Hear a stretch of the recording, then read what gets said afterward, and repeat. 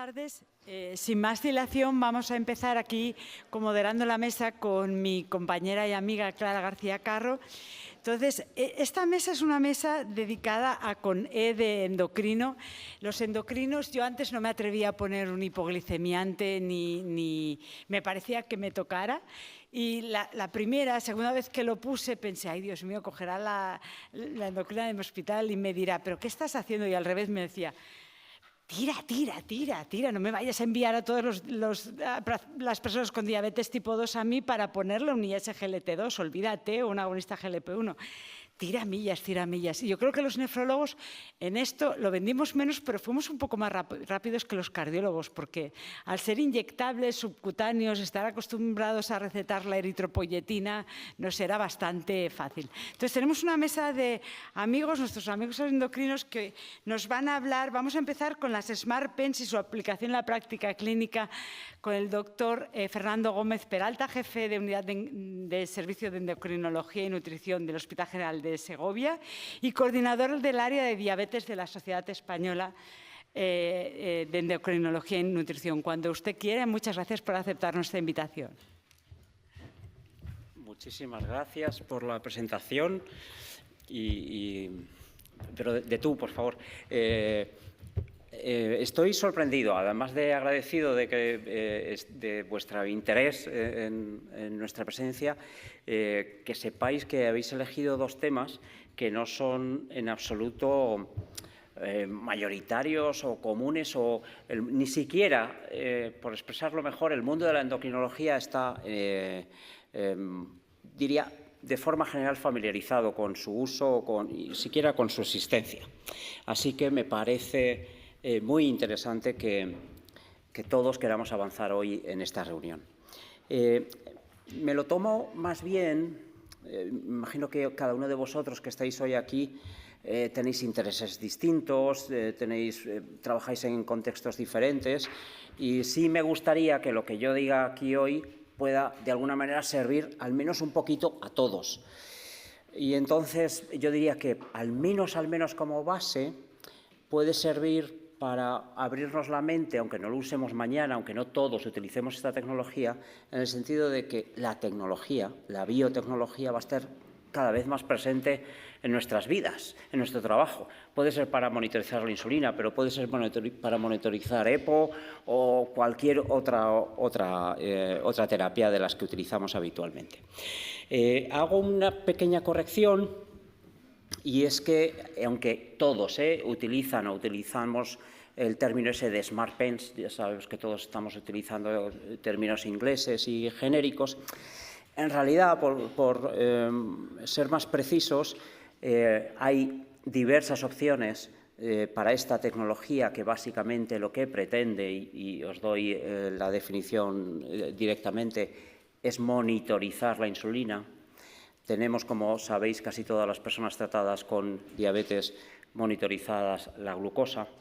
En el caso de las personas tratadas con insulina, si no es el presente, va a ser el futuro cercano, van a tener monitorizada también su glucosa de forma continua, con sensores continuos, y posiblemente en el futuro muy cercano debamos monitorizar también la insulina. Y para hacer eso tenemos al menos dos tecnologías, que unas son bolígrafos específicamente diseñados, son recargables y al menos memorizan las dosis de insulina y la hora de la inyección.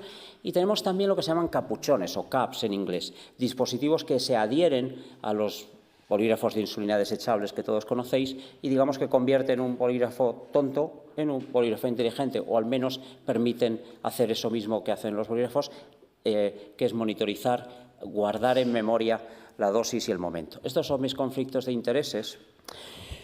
Y también un poco por situar esta tecnología, la evolución histórica que todos estamos teniendo. Hemos pasado bastantes décadas trabajando casi exclusivamente con la hemoglobina glicada. Con un poco de suerte, además de una hemoglobina glicada en un paciente como este, nos aportaba algún que otro dato de glucemia capilar. Todos sabéis que eso tenía una fiabilidad limitada y la adherencia, desde luego, era limitadísima. Hemos pasado a, como decimos, utilizar sensores de monitorización continua de glucosa y eso nos ha permitido utilizar lo que se llaman glucométricas y pasar, digamos, de lo que es la hemoglobina glicada aislada a trabajar ya por lo menos con el tiempo en rango, tiempo sobre rango, tiempo bajo rango. Pero incluso un paciente que hace años pasaría por nuestra consulta y diríamos, glicada de 7,2, diabético tratado con insulina, no estamos mal, se acabó, pues nos encontramos con una imagen como la que vemos abajo, ¿no? Esa imagen que vemos abajo, aparte de decirnos de estar bien para nada, esto es un desastre, es una variabilidad ingente, es un riesgo no solo, digamos, cardiovascular, sino de complicaciones agudas y sobre todo de hipoglucemia casi diario, pero sobre todo es una imagen muy difícil de analizar clínicamente. Y, por tanto, lo que quisiéramos es profundizar en ese desastre o tener al menos una integración de datos que nos permita avanzar un poco. Si vamos a un detalle más concreto de un caso como este, pues, por ejemplo, queremos trabajar en terapia insulínica, qué es lo que pasa con las dosis de insulina rápida. Y aquí, pues, tradicionalmente, casi siempre nos hemos fijado casi exclusivamente en las hiperglucemias postprandiales, en corregir la hiperglucemia postprandial. Os diré que incluso las personas con diabetes están casi enfocadas en esto y olvidan con frecuencia o le dan muy poca importancia a la hipoglucemia postprandial tardía, que es la que he señalado con la flecha ahí. De hecho, os diré que estamos analizando una muestra grande de diabetes en España y confirma una vez más algo que otros estudios dicen, y es que el distrés asociado a la diabetes se correlaciona en este tipo de estudios y con estos datos mucho con la hiperglucemia y prácticamente nada con la hipoglucemia. Y es que las personas con diabetes tratadas con insulina durante muchos años han asumido que la hipoglucemia es un peaje que tienen que pagar por conseguir el objetivo de control glucémico, evitar complicaciones crónicas. Y, sin embargo, la hipoglucemia postprandial tardía es la causa número 1 de hiperglucemia general. Casi toda la hiperglucemia, muchos pacientes de estos tratados con insulina, sobre todo con insulina rápida y sobre todo personas con diabetes complejas, diabetes avanzada, insuficiencia renal y diabetes tipo 1, el gran componente de su hiperglucemia es la sobrecompensación de la hipoglucemia postprandial tardía. Ahí tenéis un poco la diferencia de tener o no el dato de qué es lo que ha ocurrido en una persona con diabetes cuando tenemos solo el dato de la glucosa, y ya está muy bien tener el dato de la glucosa dinámica, a saber cuándo y cuánta y qué tipo de insulina se ha puesto esta persona. Otro ejemplo en el que alguien sobrecorrige. Luego veréis que la sobrecorrección de la hiperglucemia postprandial es una de las causas frecuentísimas de esa hipoglucemia postprandial tardía y, por tanto, de hiperglucemia, más hiperglucemia todavía. Estos son datos de uno de los sistemas que os presento hoy y uno de esos CAPs o capuchones que os decía. Y otra cuestión muy importante, aunque parezca un detalle, es la importancia enorme que tiene el modo en el que se administra la insulina. La insulina, en cuanto pasan meses o años, las personas con diabetes, pues como os podéis imaginar y como todos probablemente caeríamos en ello, cada vez somos menos precisos en la técnica de inyección. La técnica de inyección es fundamental. Es importante esperar los 10 segundos en el tejido subcutáneo, es importante la temperatura en la que se mantiene la insulina. Por cierto, algunos de estos dispositivos, como este que os pongo aquí, InsulClock, monitoriza también la temperatura de la insulina. No os pongo datos del estudio que hicimos, pero en España, claro, si miráis las condiciones del fabricante y os imagináis un país como España o Andalucía, pues os podéis imaginar que hay muchos problemas en realidad que no miramos del modo de conservación de la insulina. Pero también el momento exacto respecto a la ingesta de la inyección. El momento en el que se inyecta la insulina, y ahí os pongo 3 ejemplos, esos son datos reales, luego los veréis en el estudio, las gráficas son reales, impacta el tiempo en relación con el momento de inicio de la ingesta, impacta enormemente en las 5 o 6 horas del periodo postprandial.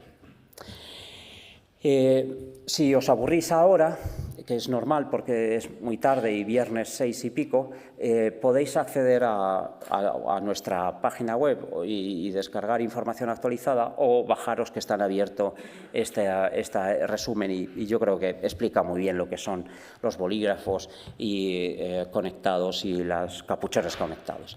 La diferencia, como os decía antes, entre los bolígrafos es que el bolígrafo lleva integrado, digamos, la insulina ya en cartuchos son dispositivos recargables y por Bluetooth habitualmente, aunque hay algunos que son NFC, como veis ahí. Eso complica, por cierto, un poco el sistema de descarga, pero esos bolígrafos conectados lo que permiten es descargar, ya sea en tiempo real o en una descarga completa, la información de las dosis y momento de la insulina e integrarlo, como veis abajo, con los datos de medición continua de glucosa. En el caso de los bolígrafos, de los cartuchos, lo que haces es, como os decía, adherirlo. Existen en el mundo muchísimos dispositivos. Si alguien tiene interés, lo paso, ni se os ocurra mirarlo, pero tenéis en esa información que os he puesto ahí todo lo que es las características técnicas más importantes, tanto de los bolígrafos como de los CAPs conectados. En España actualmente existen básicamente 3 dispositivos, 2 bolígrafos conectados que serían el NovoPen y el InPen, os voy a poner un ejemplo, y un capuchón conectado o 2, pero bueno, realmente en práctica clínica, aunque esté disponible, un capuchón conectado que es Insulclock, que por cierto es de producción española. Básicamente os quiero hablar de 4 modos de uso, porque habitualmente cuando uno habla de este tipo, digamos, la función canónica o la gente piensa bueno, esto es una cosa para que el usuario se acuerde de que se ha puesto tantas dosis o de recordárselo. Es cierto, como sabéis, la adherencia a la inyección de la insulina es mala en general y la falta de adherencia a las dosis de insulina o la inyección incorrecta, como comentábamos antes, se asocia con claramente peores datos de control glucémico. Datos recientes, aquí tenéis datos, por ejemplo, en uno de los dispositivos, NovoPen, ya os digo, disponible en España. Cuanto mayor uso de este tipo de dispositivos y, sobre todo, cuantas más dosis de insulina administradas realmente, mejor control glucémico en términos de tiempo en rango, etcétera. Aquí os pongo datos de los 2 dispositivos disponibles en España de formato bolígrafo, InPen a la izquierda, NovoPen a la derecha, y los 2 están dando ya datos de uso en vida real, indicando que cuantas más bolos de insulina rápida en aquellos que utilizan terapia multidosis, mejor control glucémico, más tiempo en rango. Este es un análisis también muy reciente en pacientes tratados con basal bolus y, una vez más, confirma que las personas que utilizaron este dispositivo y mejoraban su adherencia a la terapia insulínica, mejoraban distintos parámetros de control glucémico. En el caso de Insulclock se ha hecho un ensayo en diabetes tipo 2. Hoy por hoy yo creo que este es el único ensayo clínico randomizado, en este caso además con un diseño cruzado, demostrando que se podían mejorar parámetros de control glucémico y satisfacción utilizando en diabetes tipo 2 tratados únicamente con una dosis de insulina basal, un dispositivo conectado. Y este es nuestro estudio que publicamos en Diabetes Care en personas con diabetes tipo 1, hoy por hoy el primero y también el único ensayo clínico randomizado controlado que demostró que, haciéndoos el resumen, mejorar el número de bolos administrados, aumentar el número de dosis administradas antes, aunque sea un minuto antes. Lo ideal, como sabéis, la insulina es administrarla 15 o hasta 30 minutos antes de empezar a comer, pero por lo menos antes mejoraba claramente tanto el tiempo en rango como el tiempo en hiperglucemia. En esa revisión que os decía antes, digamos que describimos también cuál es el perfil de usuario que más se podría beneficiar. Probablemente la tecnología, como nos pasa a todos, no es toda para todos, cada uno podemos tener preferencias y desde luego tiene que ser una persona pues, que, por ejemplo, tenga un teléfono móvil que pueda conectarse con el dispositivo y con alguna destreza manual, y sobre todo que quiera mejorar, por haceros un resumen de todas esas características. La segunda es que todos en nuestra vida queremos conectarnos, ¿no? Superando lo que es el uso, digamos, individual que comentábamos antes. Para mí, una de las ventajas fundamentales de la tecnología, y creo que para todos, es la posibilidad de crear un ecosistema, se dice ahora, ¿verdad? Un sistema común con el equipo médico, que además comparta no solo datos de terapia, sino otros que las personas con diabetes quieren compartir, como por ejemplo ahí tenéis algunas de las aplicaciones de estos sistemas, como esta de Insulclock permite conectarse con aplicaciones de actividad física, Fitbit, HealthKit, y incluirla en la información, incluir, como veis, fotos de la comida. Todo esto pues imaginaros que es muy útil, por ejemplo, para una educadora en diabetes, para una persona, para un profesional en general que maneja la diabetes, el tener esto. Tener refuerzo por parte del sistema. Esta mañana teníamos nuestra reunión del área de diabetes de SEN y una de las cosas que hemos trabajado mucho es cómo ayudarnos, ¿verdad? Puede ayudarnos a disminuir trabajo. Cuando uno piensa en tecnología, casi siempre, como dicen los americanos, ¿no? Es time consuming. Iniciarlo, todo esto es cierto que requiere un tiempo, pero el objetivo final es que libere mucha de nuestra actividad diaria y, sobre todo, cambie nuestra forma de interaccionar con las personas con diabetes que manejamos. Y como veis, este sistema, por ejemplo, puede mandar alertas de refuerzo. Algunos de estos sistemas, como por ejemplo el Insulin Clock, permite incluso hacer telemedicina, permite hacer tanto síncrona como asíncrona, permite mandar chats, incluso hacer videochats. Ahí me tenéis a mí con una de mis pacientes, Ángela.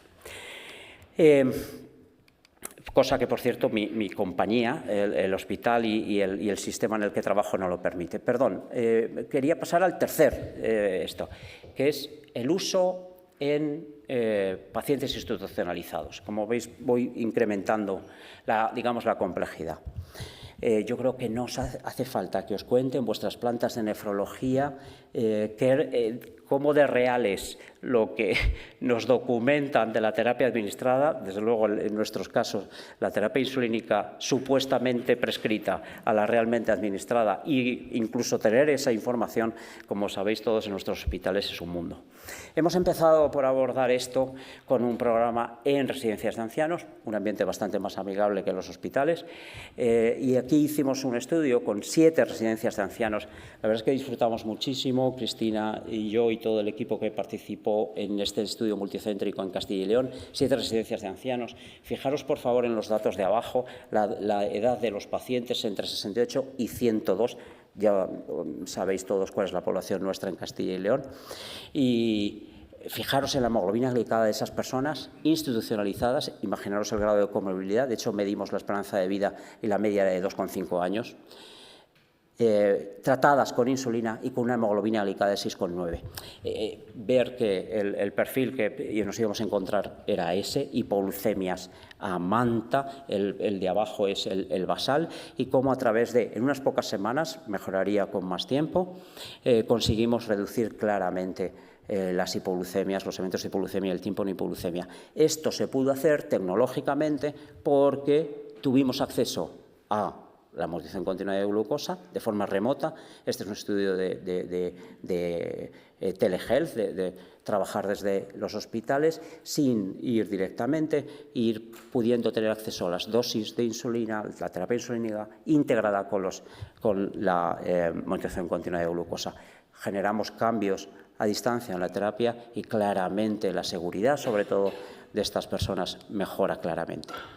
Y por último, la función que yo creo que es interesantísima es investigación clínica. Todos vosotros, o casi todos, habéis estado involucrados en ensayos clínicos. Siempre me pareció, yo llevo 25 años haciendo ensayos clínicos de insulina, increíble que en un ensayo de 4.000 pacientes en el mundo, cientos de millones de euros de presupuesto, para testar o comparar 2 tipos de insulina, las dosis administradas y la hora se apuntan manualmente.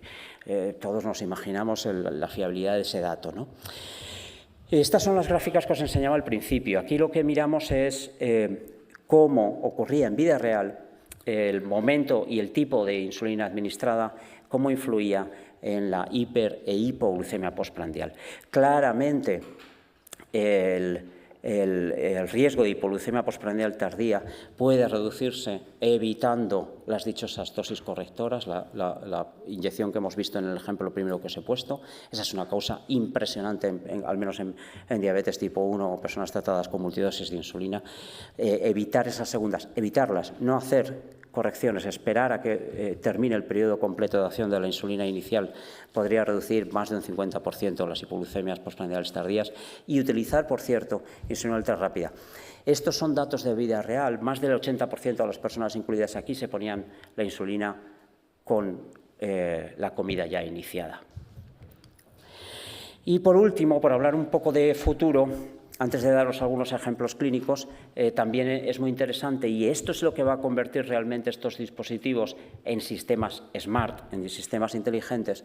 Es posible integrar todos estos datos, analizarlos autónomamente y poder dar ayudas a la decisión de las personas con diabetes. Estamos haciendo un ensayo ahora probando este algoritmo, que ya probamos que funcionaba relativamente bien a la hora de predecir. Podemos mandar una alerta a una persona que se pone insulina, eso ya lo tienen. Los sistemas integrados, las bombas de insulina lo hacen solas, pero el 50% o más de las personas que utilizan insulina en diabetes tipo 1 y el 95 o 99% en tipo 2 no van a llevar una bomba de insulina, pero sí pueden beneficiarse de alertas predictivas de hipoglucemia, incluso de consejos a la hora de disminuye esta noche la dosis de insulina basal o toma un suplemento porque vas a hacer una hipoglucemia en tantas horas. Esto es un ejemplo en la pantalla del móvil que podrían recibir. Algunos ejemplos de los dispositivos y cómo se ven, simplemente con una aproximación. InPen es ese bolígrafo que veis ahí, una foto de la aplicación en el móvil y cómo podemos descargar los datos. InPen ya es sí podemos llamarlo un Smart Pen, tiene un calculador de bolo, ayuda a la persona con diabetes, incluyendo su ratio de insulina, ración y lo que va a comer, le propone el bolo, pero también te ayuda a analizar, por ejemplo, en este paciente, comparando glucemia al acostarse con la primera del desayuno, ya te hace un análisis de que lo que le falta es basal. Sistema NovoPen, en este caso se integra con el Freestyle Libre, el sensor más utilizado en el mundo y en España. Aquí tenéis un ejemplo de cómo se pueden visualizar tanto las ingestas con gramos de carbohidratos incluidos y sobre todo la descarga de los datos de insulina rápida y lenta administrada. Esto te ayuda claramente a identificar mucho mejor cuáles son los problemas en la terapia insulínica de esta persona. Aquí tienes un ejemplo de una persona que rechaza la bomba de insulina, como os decía antes, y sí que acepta utilizar un sistema integrado. Este es un chico que trato hace tiempo, siempre me sorprendió que tenía un control realmente extraordinario, una persona con diabetes tipo 1, dudé hasta el diagnóstico, hasta que puse uno de estos sistemas y vi que este chico estaba utilizando 12, 14, 16 dosis de insulina diarias. Es decir, él está haciendo lo que hace una bomba, que es microbolo, corrector continuo para conseguir ese control glucémico. Claro, imaginaros un día como el que veis abajo en la pantalla. Claramente este chico estaría mucho mejor con una bomba de insulina, pero bueno. Una imagen de lo que es la integración, ¿no? Podéis ver todos los días las dinámicas de glucosa, las medias de glucosa, la dosis, el número de carbohidratos diarios y las dosis de insulina administradas. Esto es muy frecuente en nuestra práctica diaria. La gente, como veis antes, pone la insulina cuando está alto, no antes de las comidas, es decir, lo que llamamos ir por detrás de la glucosa. Solo puedes diagnosticar realmente cuando tienes dato de la aumentación de insulina. Este es un ejemplo de mantener la terapia a pesar de que estás prediciendo que va a haber una hipoglucemia postprandial. Y por último, os quería traer una descarga que hice ayer. Esta es una chica, y me acordé de vosotros y de la reunión de hoy, con fibrosis quística. Creo que es un ejemplo muy interesante de lo que estamos haciendo hoy aquí, de colaboración interdisciplinar, de cómo la diabetes nos une a todos. En este caso, un ejemplo que lo maneja un equipo de referencia aquí en Madrid de neumología, y la diabetes la llevamos nosotros en Segovia. La fibrosis quística, como sabéis, tiene el problema pulmonar, nutricional, etcétera, pero tiene también un problema de pancreático, de pérdida de secreción de la insulina y un perfil de diabetes, de hipoglucemia muy particular, extremadamente de dosis muy pequeñas de insulina, pero muy necesarias para el control prandial. De hecho, muchas de estas personas, esta chica, por ejemplo, usa solo insulina rápida, ni siquiera necesita insulina lenta. Alguien diría, pues 96% de tiempo en rango, es una hemoglobina glicada estimada de 5,9, esto es bastante habitual. Sin embargo, sí, ya tenemos más datos, ya veis hipoglucemias nocturnas, fijaros lo que os decía del patrón de hiperglucemia postprandial, y si utilizamos un bolígrafo de estos, en esta paciente tiene una ventaja práctica muy interesante, y es que el NovoPen permite medias unidades de insulina. Hay muchas personas, niños y personas como esta, que media unidad es clave. Subir una unidad puede ser el 50 o el 30% de la dosis. Aparte de poder administrarse, como veis, medias unidades, administrar y tener la información de que este día se puso 2,5 unidades, que es mucho más de lo habitual, fue la causa de una hipoglucemia en el desayuno o qué ocurre con algunas comidas particulares. Y esto es todo lo que quería contaros hoy. Perdonadme que no quería alargarme, pero sí traeros algunos ejemplos clínicos, una foto de Segovia, y mil gracias una vez más por vuestro interés en estas cosas tan raras que estamos trabajando algunos en endocrino.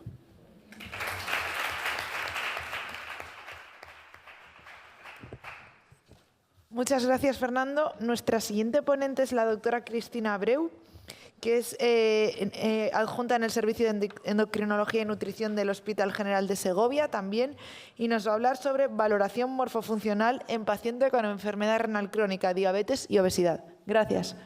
Bueno, muchas gracias a todos. Gracias por estar un viernes aquí. Bueno, sé que sois muy expertos en diabetes.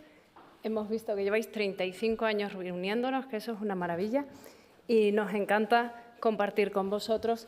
Yo voy a hablar hoy de valoración morfofuncional en los pacientes que hemos descrito, en la que nos trasladamos a una parte un poquito más práctica y una parte un poquito más de la consulta del día a día, ¿no? Este es mi conflicto de intereses, que para la ponencia de hoy no tengo. Y empezamos un poco hablando del diagnóstico de diabetes. La diabetes es una enfermedad muy compleja, pacientes muy complejos, muy diferentes, pero lo diagnosticamos solo con un dato, que es la glucosa. Y aparte de todo eso, pues hacemos una clasificación que a veces es un poco imprecisa, ¿no?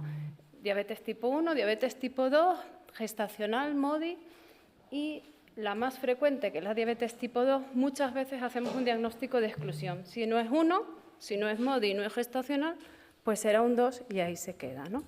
A raíz de esto, pues ya hace unos años, los subestudios, los subtipos de diabetes descritos por Alquist, en el que ya vamos a intentar fenotipar un poco, mejorar ese diagnóstico de diabetes tipo 2, intentando fenotipar al paciente con dos objetivos. Pues por un lado, medicina de precisión y probablemente para una optimización de los recursos. En este caso, pues la clasificación utiliza, como veis, datos bioquímicos y datos antropométricos. Y dentro de la diabetes tipo 2, pues hay dos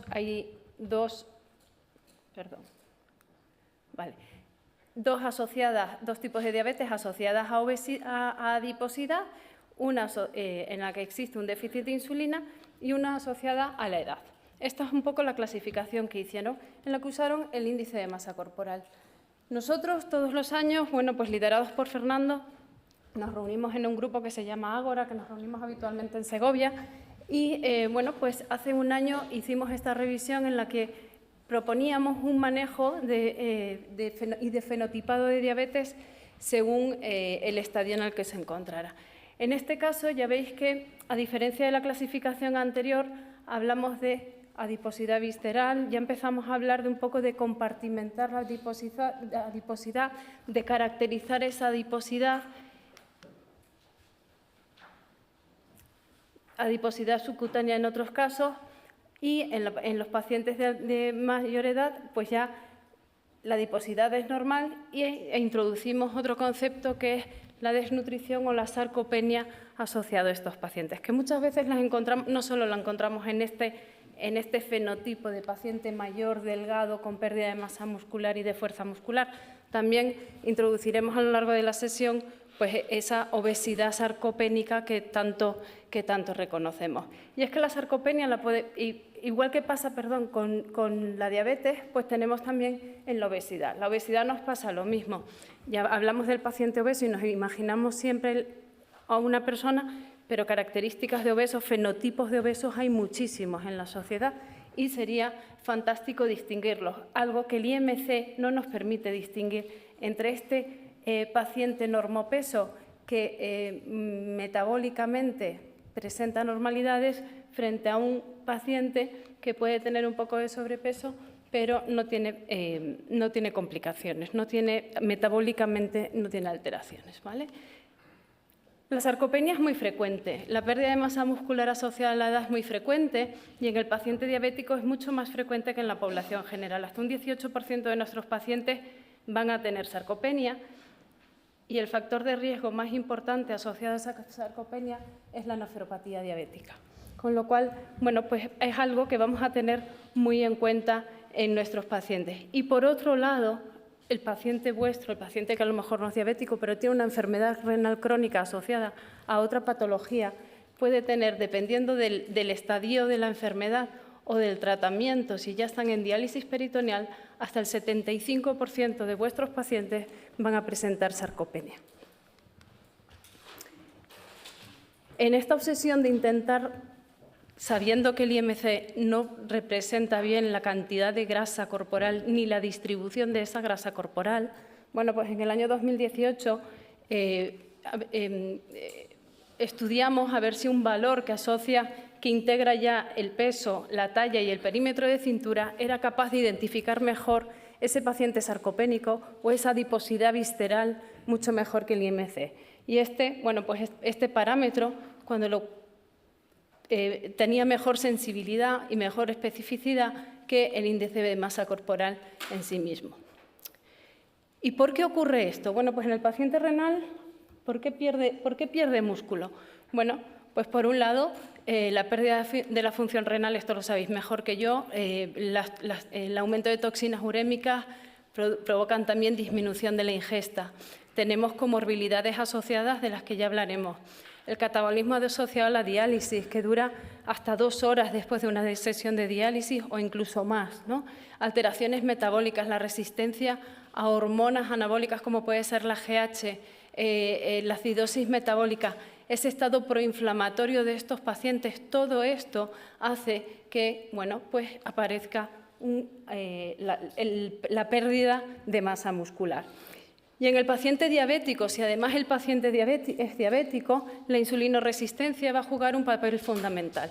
Ahí se crea como un círculo vicioso en el que cuando hay atrofia del músculo esquelético, empeora la masa muscular, aumenta la resistencia periférica, empeora la hiperglucemia y ahí ese círculo es complicado de romper, salvo que le pongamos tratamiento nosotros y lo más importante, que intentemos prevenirlo. Mecanismos asociados, bueno, pues insulinoresistencia, estado proinflamatorio, acúmulo de partículas asociadas a la glicación. Bueno, aún así, el parámetro anterior, el APSI, no nos era suficiente. Proponemos, desde hace años los endocrinos, estamos ya en la desnutrición relacionada con la enfermedad, hacíamos mucha valoración morfofuncional y la estamos extendiendo a otras patologías como puede ser la diabetes o la obesidad, ¿no? La valoración morfofuncional va a constar de cuatro apartados fundamentales, ¿no? En el que vamos a tener parámetros antropométricos que vamos a seguir midiendo, que son importantes en la valoración clínica del paciente, como pueden ser el peso, la talla, el perímetro de cintura, el índice cintura-altura, que adquiere mucha importancia como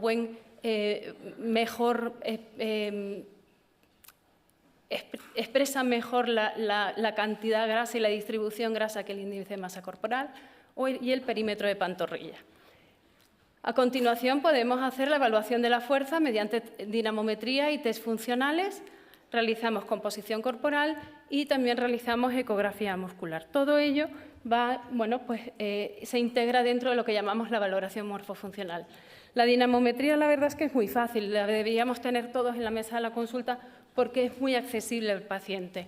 Tenemos ya datos internacionales, ya tenemos datos validados en más de 2 millones de personas, en el que nos los distribuyen por sexo y por edad, con lo cual son tablas de fácil acceso y integran el estudio español, que pues tenemos datos en población española, que este estudio además nos recomienda que el dinamómetro recomendado debe ser el HAMR.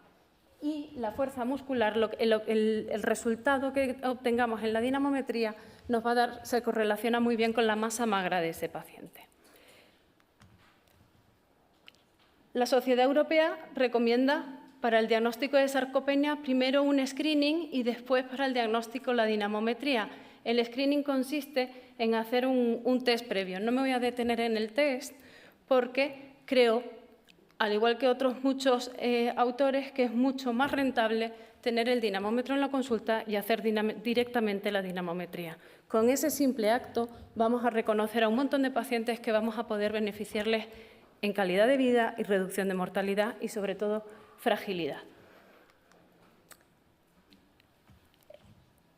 Pasamos a la bioimpedancia, ¿vale? La técnica de composición corporal. Vosotros hacéis mucha composición corporal en pacientes dializados, ¿verdad? Con la bioimpedancia, bueno, pues obtenemos ahora con los nuevos impedanciómetros tenemos el análisis cualitativo, ¿vale? En el que nos da el vector. Ya sabéis que, bueno, pues según esté colocado en el eje cercano al eje Y, bueno, pues nos habla más del estado de hidratación del paciente y, bueno, pues según esté en el lado de la X, hablamos de más de la masa celular de ese paciente. También nos da un balance cuantitativo y nos va a dar un dato muy importante, que es el ángulo de fase. El ángulo de fase nos va a hablar tanto de la resistencia, que nos va a informar de forma indirecta sobre los fluidos tanto extracelulares como intracelulares, como la reactancia, que nos va a dar mucha información sobre el tejido celular, la cantidad de tejido celular que dispone el paciente. Y después nos hace un análisis cuantitativo de la masa grasa, masa libre de grasa, bueno, esto ya lo conocéis. El ángulo de fase en el paciente con diabetes tiene una muy buena correlación con la hemoglobina glicosilada. A mayor hemoglobina glicosilada, menor ángulo de fase. Y no solo tenemos muy buena correlación con la hemoglobina glicosilada, sino que parece que puede ser un buen indicador de complicaciones asociadas a la diabetes, ¿vale? Este es un estudio realizado en polineuropatía diabética, en la que vemos que el ángulo de fase en pacientes sin diabetes es mayor, en pacientes diabéticos sin polineuropatía diabética es mayor que en pacientes que ya tienen daño neurológico establecido, ¿vale? Y además, bueno, pues en el diagnóstico tiene mejor sensibilidad y especificidad que muchas de las pruebas que son dolorosas y costosas que le provocamos al paciente. Con lo cual, parece que puede ser un buen indicador y debemos contar el ángulo de fase no como un método diagnóstico directo y único, sino probablemente sea muy bueno en la evolución del paciente. Nos va a marcar muy bien la evolución y nos va a poner en alerta de que ese paciente puede presentar complicaciones a corto o medio plazo.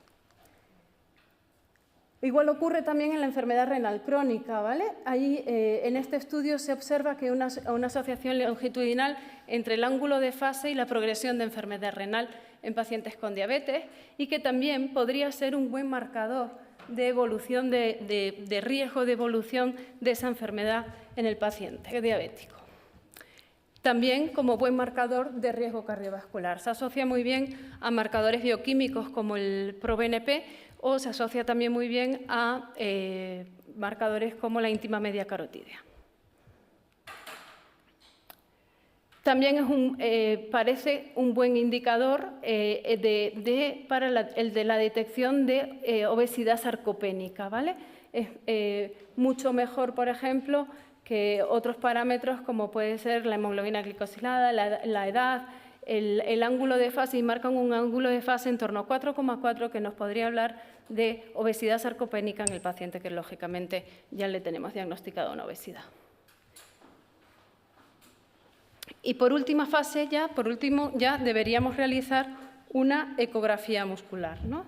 La ecografía nutricional. La ecografía nutricional vamos a tener dos partes. Una parte que vamos a valorar la parte muscular y otra parte que vamos a valorar la adiposidad de ese paciente. Esto nos va a permitir, con la bioimpedancia, cuantificamos la cantidad y con esto nos va a permitir ver la distribución de esa grasa corporal y valorar el músculo de forma muy directa. Tenemos que recordar que nosotros no somos radiólogos, ¿vale? No vamos a diagnosticar lesiones musculares ni mucho menos. Lo único que vamos a hacer es poner el ecógrafo, es una ecografía sencilla, superficial, se usa una sonda lineal en la que lo único que vamos a ver es intentar detectar mioesteatosis y medir el área para ver la evolución de ese paciente y la evolución del músculo de ese paciente.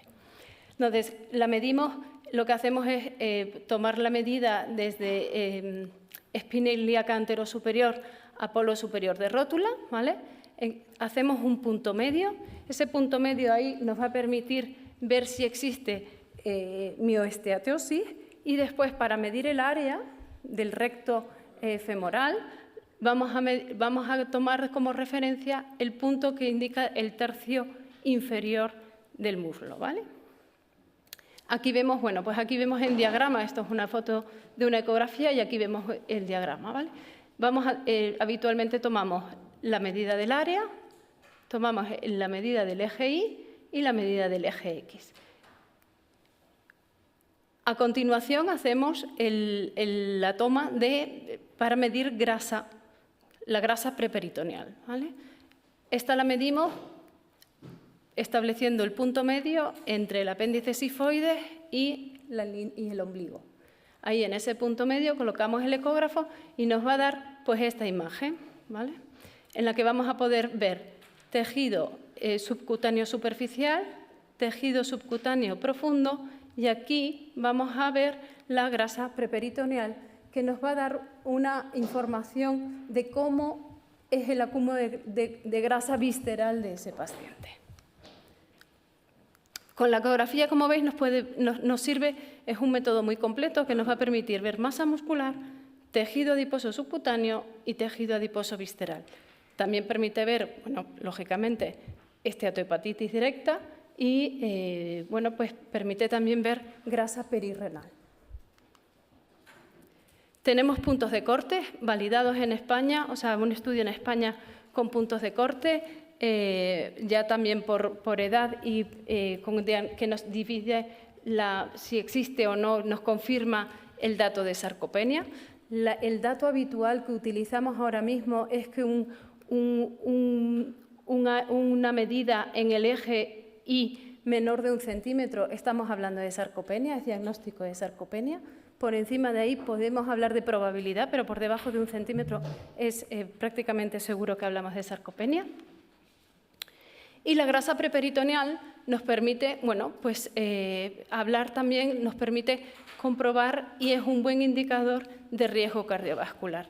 La verdad es que medimos grasa corporal y la evolución de esa grasa corporal nos va a dar mucha información, sobre todo ahora que disponemos de fármacos que disminuyen, bueno, pues adiposidad, ¿verdad? Este es un paciente, por ejemplo, que pues es uno de los que vemos en consulta que no es obeso, es un paciente que venía por una patología tiroidea y, bueno, pues probando un día le dijimos que hiciera, bueno, pues si nos permitía hacerle la medición de la ecografía nutricional. Tiene un índice de masa corporal de 24, ¿vale? Este es su área muscular, que está perfecta, no hace ciclismo, muy bien, pero cuando le medimos la grasa preperitoneal, vemos que tiene una distancia de 1,06 centímetros. Lo ideal de grasa preperitoneal es que sea menor de 0,8 centímetros, ¿vale? 0,8 es como el punto de corte. Cuando vemos esto, le hacemos una hemoglobina glicosilada. Cuando le hacemos la hemoglobina glicosilada, el paciente tiene 5,9. Ya nos parece que puede ser un muy buen indicador, se correlaciona muy bien en esos estados de prediabetes, ¿vale? Y nos va a permitir, bueno, pues categorizar muy bien a los pacientes. Ya estoy terminando. Simplemente, bueno, pues creemos que la valoración morfofuncional nos va a permitir, esto es un ejemplo de las diapositivas, no quería poner las 4 porque son muchos números y no tiene sentido, pero la valoración morfofuncional nos va a permitir establecer de dónde partimos, el estadio de dónde partimos en el paciente y nos va a permitir predecir si el paciente evoluciona en esa diabetes y desarrolla complicaciones crónicas, nos va a permitir saber cómo está su adiposidad, nos va a permitir si esa adiposidad es visceral o no. Igual que en el paciente obeso, nos va a permitir saber si este paciente normopeso, ¿vale?, que podría preocuparnos, pues si tiene un aumento de tejido subcutáneo, pues tampoco vamos a tener grandes problemas con respecto a este, por ejemplo, que tiene un aumento del tejido adiposo visceral. Son pacientes que no tienen obesidad, no tienen sobrepeso, pero probablemente a corto plazo necesiten una intervención terapéutica. Yo ya estoy terminando, simplemente, bueno, pues tenemos que tener muy presente que debemos cuantificar el tejido adiposo más allá del índice de masa corporal, que tenemos que ver a nuestros pacientes mucho más allá del índice de masa corporal, que la valoración morfofuncional nos va a permitir caracterizar el tejido adiposo, la cantidad, la distribución, la disfuncionalidad de ese tejido adiposo, que nos va a permitir también caracterizar la masa muscular, que nos permite, todo esto nos va a enfocar hacia una estrategia terapéutica que debe incluir indudablemente el ejercicio físico y la intervención nutricional y los tratamientos farmacológicos que favorezcan esa pérdida de grasa y esa ganancia o preservación de la masa muscular, porque conservar la masa muscular va a contribuir a mejorar el estado general y la calidad de vida de nuestros pacientes, tanto en diabetes como en enfermedad renal, como en obesidad y disminución de la fragilidad. Por mi parte, esto es todo. Gracias. Muchas gracias, Cristina, por esta fantástica presentación. Y para cerrar la mesa redonda de hoy tenemos a un gran amigo que conocemos todos, Juanjo Gorgojo, con el cual he tenido la posibilidad y oportunidad de participar en el consenso de enfermedad de riesgo cardiovascular de la Sociedad Española de Cardiología, junto con el doctor Gorriz, junto con la doctora Almudena Castro, y que nos va a hablar de los nuevos tratamientos, ¿no? Dónde estamos ahora, nuevos fármacos en la obesidad, actualización, y que esta actualización viene a ser como los consensos y las guías, supongo, que nos cambian casi cada día, ¿no? Estamos realizando un consenso y ya vamos tarde, ¿no? Juanjo, adelante cuando tú quieras. Muchas gracias. Tengo una buena noticia y es que soy lo único que os separa de la cena. Por tanto, debéis estar contentos. En una de las escenas más icónicas de la historia del cine, en Blade Runner, el replicante Roy Batty dice antes de morir que yo he visto cosas que vosotros no creeríais. Los que habitualmente estamos haciendo ensayos clínicos, pacientes con obesidad, tampoco nos las creemos cuando estamos haciendo el ensayo clínico, pero luego realmente lo vemos. Y yo creo que el objetivo básicamente es, bueno, ver si lo que estamos viendo más allá de Orión, en la puerta de Tannhauser, bueno, se va a hacer realidad en los próximos meses o años. Muchísimas gracias a la Sociedad de Nefrología, al grupo GendiApp, por invitarme a estar aquí un año más con vosotros y sobre todo por aguantar aquí el viernes como jabatos. Y voy a tratar de resumir en 20 minutos pues un poco esta historia, ¿no? Este viaje que empieza con los GLP-1 y voy a decir, bueno, pues, hasta dónde podemos llegar o hasta dónde hemos llegado con los agonistas receptores GLP-1. Después hablaré de un grupo terapéutico que incorpora la posibilidad de estimular GIP, serían los agonistas duales GLP-1-GIP, también llamados tioincretinas. Hablaré de la paradoja de que otro laboratorio u otros laboratorios están investigando de utilizar agonistas de GLP-1 con antagonistas de GIP y veremos cómo se podría casar estas dos hipótesis. Los agonistas duales GLP-1-glucagón. Para rizar el rizo hablaríamos de triagonistas que actuarían sobre tres receptores, GLP-1, GIP-glucagón, e incluso la vía de la estimulación conjunta de GLP-1 con amilimiméticos. Bueno, yo creo que ya todos estamos hiperconvencidos de que los agonistas receptores GLP-1 salvan vidas.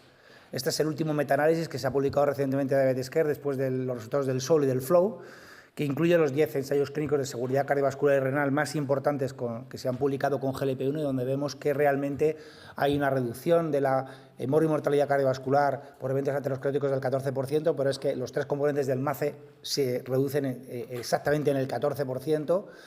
Hay una reducción de la mortalidad por todas las causas del 12%, una reducción de la hospitalización por insuficiencia cardíaca del 14%, del objetivo compuesto renal del 17% y con un perfil de seguridad bastante bueno, donde los efectos adversos gastrointestinales podríamos decir que es, digamos, pues el pan nuestro de cada día, pero que no suelen ser efectos adversos graves.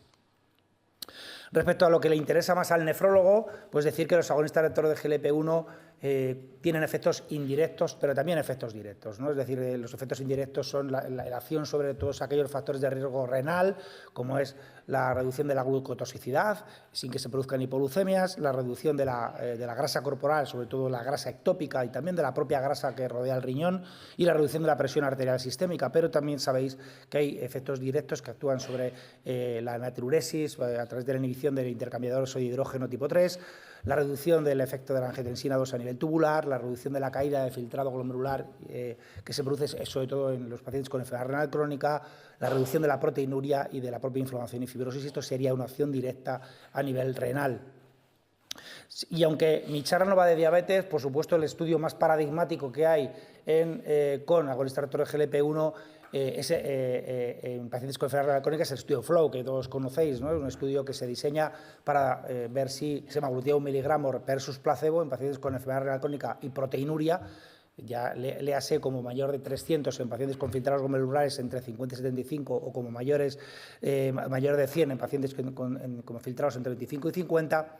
Todos ellos con bloqueo del eje renina-angiotensina-aldosterona conseguían una reducción de un objetivo compuesto renal de 5 puntos, que incluía la muerte cardiovascular, y otro objetivo renal puro, que no incluía la muerte cardiovascular. Y este estudio es tan importante que yo creo que es uno de los estudios que ha salido mejor casi de todos los tiempos, porque ha salido bien todo y además tuvo que pararse prematuramente por su franca superioridad, ¿no? Sabéis perfectamente que se produjo una reducción del 24% del objetivo compuesto renal, una reducción del MACE del 18%, una reducción de la mortalidad cardiovascular del 29% y una reducción de la mortalidad por todas las causas del 20%. Una auténtica barbaridad estos beneficios que se obtienen con semaglutida 1 miligramo. Pero hablando de obesidad, sabemos que la dosis de semaglutida de obesidad no es 1 miligramo, son 2,4 miligramos, y ahí entra todo el desarrollo del programa STEP, que es un programa clásico de obesidad en donde se incluyen en algunos estudios diabetes, en otros pacientes con obesidad sin diabetes, en otros estudios es a largo plazo, hay un comparativo contra liraglutida 3 miligramos, contra Saxenda, pero también hay estudios muy importantes en pacientes con insuficiencia cardíaca con fracción de eyección preservada o el famoso estudio SELECT en pacientes con enfermedad cardiovascular establecida. Y aquí ya hablaríamos de otra liga, ¿no? Claramente, si quitamos los dos ensayos de la derecha, en donde son pacientes que se incluyen pacientes con diabetes tipo 2, que siempre pierden menos peso, hablamos de pérdidas del 17, del 18%. En el STEP 5, en el que yo participé, era ya 2 años, se mantiene esa pérdida del 17%. Y si nos fijamos en el STEP 8, es una comparación contra Saxenda, es decir, contra la liraglutida 3 miligramos, lo único que teníamos hasta hace poco, y vemos que la pérdida de peso es prácticamente el triple de lo que se consigue con 3 miligramos de liraglutida. Y si nos vamos a objetivos duros de reducción de peso que impacta sobre la mortalidad, por encima del 15%, vemos que entre el 50 y el 60% de los pacientes tratados con SEMA 2,4 redujeron ese peso por encima del 15%, y ya si ahondamos en el terreno de lo que se consigue con cirugía bariátrica, perder más de un 20% es ya éxito en cirugía bariátrica, vemos como entre un 30 y un 40% de los pacientes conseguían este objetivo de reducción de más del 20%. Pero vamos a lo importante, el estudio pivotal que yo creo que ha marcado un antes y un después en la farmacología de la obesidad, que es el estudio SELECT. Es un estudio que por primera vez demuestra beneficio cardiovascular en una población de pacientes de alto riesgo cardiovascular. En realidad son pacientes que ya tienen enfermedad cardiovascular establecida. Además, se excluyen los diabéticos para que la diabetes no interfiera con los resultados. Son más de 17.000 pacientes que tienen enfermedad cardiovascular establecida, ya sea infarto no mortal, ictus no mortal o arteriopatía periférica, con IMCs de más de 27, es decir, ni siquiera pone el límite en 30, y son aleatorizados a SEMA 2,4 o placebo. Es un estudio que va también a eventos, a más de 1.225 eventos, y pues los resultados los tuvimos en el año 2023, y como veis son pacientes en donde se consigue una reducción del MACE3 del 20%, una reducción de la hospitalización por insuficiencia cardíaca del 18% y de la mortalidad por todas las causas del 19%. De nuevo hablamos de mortalidad, que es realmente lo que nos interesa. Es verdad, como veis ahí, que había pocos pacientes con enfermedad renal crónica, tan solo el 11% con enfermedad renal crónica, pero a pesar de eso se consiguió una reducción del objetivo compuesto renal de 5 puntos. Hay que decir que, a diferencia del flow, aquí se introducía la albuminuria, el llegar a tener una albúmina por encima de 300 miligramos gramo. Veis que hay una reducción del 22%, y precisamente, como sucede con los GLP-1 en general, este endpoint de 5 puntos, lo que más tiró de ahí fue la reducción de la macroalbuminuria persistente, aunque también tiró mucho una caída por encima del 50% del filtrado glomerular. Otro estudio importante, en realidad son dos estudios gemelos, son los estudios que se llevan a cabo en insuficiencia cardíaca con fracción de eyección preservada, que son los estudios STEP-HF. Son estudios que se llevan a cabo en pacientes que tienen insuficiencia cardíaca con fracción de eyección por encima o igual al 45%, IMC por encima de 30, y son dos estudios gemelos. Uno incluye pacientes con diabetes que tienen glicadas por debajo de 10 y otros son pacientes que no tienen diabetes. Aquí el objetivo es un objetivo mucho más, digamos, clínico, porque no es objetivo duro de mortalidad o ni siquiera de ingreso por insuficiencia cardíaca, sino sería un objetivo de la mejoría en el Kansas City Score, que es un score de, digamos, de funcionalidad, de sintomatología de insuficiencia cardíaca y de calidad de vida. Además, también había un objetivo coprimario de pérdida ponderal.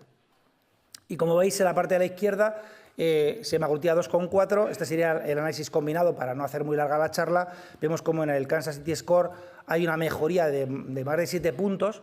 Para que os hagáis una idea, los ISGLT2 o el sacubitril/valsartán suelen estar en torno a 2 o 3 de mejoría, 2 o 3 puntos, para que veáis un poco la magnitud de la mejoría clínica que se consigue con semaglutida 2,4 miligramos, con una pérdida ponderal que en este caso no es tan brillante, y le pasa lo mismo con el SELED, que en los estudios STEP, pero porque no son estudios que están diseñados para que el paciente pierda peso. De hecho, pues aquí sobre todo participaban cardiólogos y de alguna manera el objetivo no era la pérdida de peso, sino era un objetivo más bien cardiológico.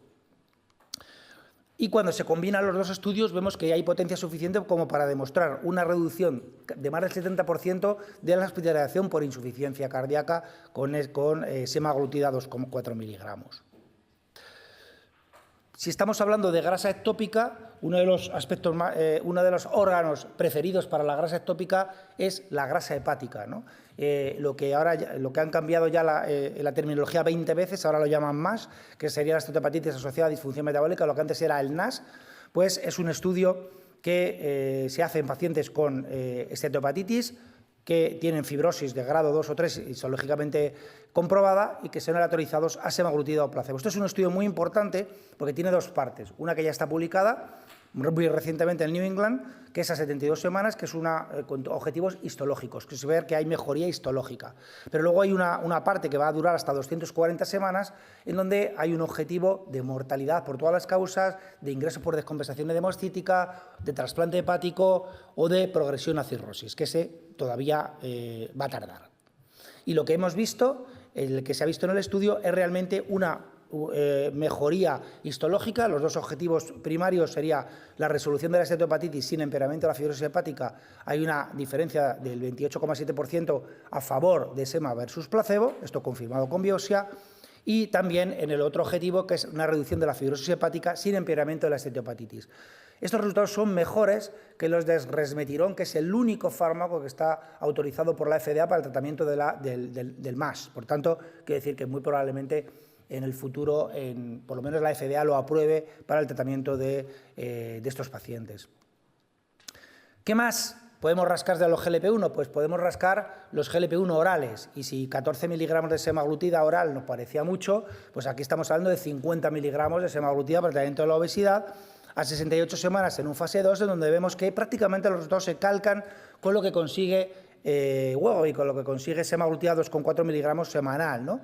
Una pérdida del 17,4% a 68 semanas, con el 58% de pacientes perdiendo más del 15% del peso. Lilly tiene en desarrollo un GLP-1 no peptídico de administración oral. La ventaja es que no tiene que ser en ayunas la administración, no se interfiere con la comida, y además es muy interesante porque comparte algo con otro fármaco que voy a decir después, que es la tirzepatida, que está desbalanceado en cuanto que tiene una acción más sobre la vía del AMP cíclico, es decir, sobre los efectos intracelulares del receptor de GLP-1 y, sin embargo, no actúa sobre lo que llamamos la beta-restina, que es la vía que permite la down regulation de los receptores y, por tanto, los receptores permanecen en la membrana plasmática mucho más tiempo, por tanto, aumentando su potencia. De hecho, veis aquí que en un fase 2 de pequeña duración, de 36 semanas, hay una ya, y sin haber llegado a un plató, una reducción del 15% del peso y un 48% perdiendo más de un 15%. ¿Tiene sentido añadir GIP al efecto del GLP-1? ¿No? Podríamos preguntarnos. Pues realmente, cuando añadimos el efecto de GIP, estamos añadiendo más efecto anorexígeno y además probablemente un efecto antiemético, porque hay un cierto efecto sobre ciertas neuronas digamos, en las áreas eméticas del cerebro, el cuarto ventrículo, en el área postrema, y por lo tanto ahí tendría sentido el añadir el efecto GIP. También en el páncreas, porque GIP aumenta la secreción de insulina. Y también GIP tiene un efecto en el tejido adiposo, tiene un efecto tiazolidin-like, es decir, como si fuera una glitazona, expande el tejido adiposo subcutáneo para que quepa más grasa que saca del tejido adiposo ectópico visceral. Por tanto, se produce un fenómeno de flexibilidad metabólica cuando el sujeto come. Esa grasa no va al hígado, no va al músculo, lo que va es al compartimento subcutáneo, donde no hace daño, y cuando el sujeto está en ayunas, esa grasa sale y permite nutrir, por ejemplo, a órganos como el músculo, y evitamos la mioesteatosis, ¿no? Por ejemplo, estos serían dos de los efectos beneficiosos de GIP. Tirzepatida es el primer representante de estas moléculas, es un agonista dual, unimolecular, que actúa sobre GIP-GLP-1, pero con un truco. Tiene mucha más actividad sobre GIP que sobre GLP-1, se une a un ácido graso de 20 carbonos y tiene una vida media de 5 días, lo que permite una administración subcutánea semanal. Desde un punto de vista renal, podríamos decir que compartiría un poco lo que hemos visto con los GLP-1, porque GIP no está en el riñón. A diferencia de GLP-1, GIP no está en el riñón, por lo tanto casi todos los efectos van a ser indirectos, es decir, tiene un efecto muy potente sobre la glicada, más que la propia semaglutida, sobre el peso corporal, sobre la presión sistólica o sobre la dislipemia heterogénica. Y los efectos, podríamos decir, renales directos, casi todos van a venir mediados por la vía del GLP-1, la vía de la inflamación, la vía del NH3, la vía de la fibrosis, de la aterosclerosis, etcétera. No os voy a presentar los datos en diabetes, os voy a presentar los datos en obesidad. El programa de desarrollo clínico de tirzepatida se llama SURMOUNT, que tiene varios ensayos clínicos ya publicados, y luego tiene ensayos de comorbilidades de la obesidad. Uno en insuficiencia cardíaca con fracción de eyección preservada, al estilo del STEP-HF, otro, bueno, en realidad dos en apnea del sueño, uno en NAS de pequeño tamaño. Hay un estudio mecanístico a nivel renal, pero que no ha sido publicado todavía, por lo menos yo no lo he visto, y finalmente hay un estudio en marcha de seguridad cardiovascular, que es el SURMOUNT MMO. Y si yo decía que SEMA 2,4 era otra liga, pues esto ya la Champions, ¿no? Porque realmente a 72 semanas se pierde el 22,5% con la dosis más alta de Tirce, que son 15 miligramos, que en nuestro país no está comercializada. Pero veis, por ejemplo, en la parte de la derecha, como el 63% de los pacientes pierden más de un 20% del peso, territorio de cirugía bariátrica. Pero es que un 40% pierde más de un 25%, que esto es lo que consigue el bypass gástrico. O sea que realmente es un efecto tremendo.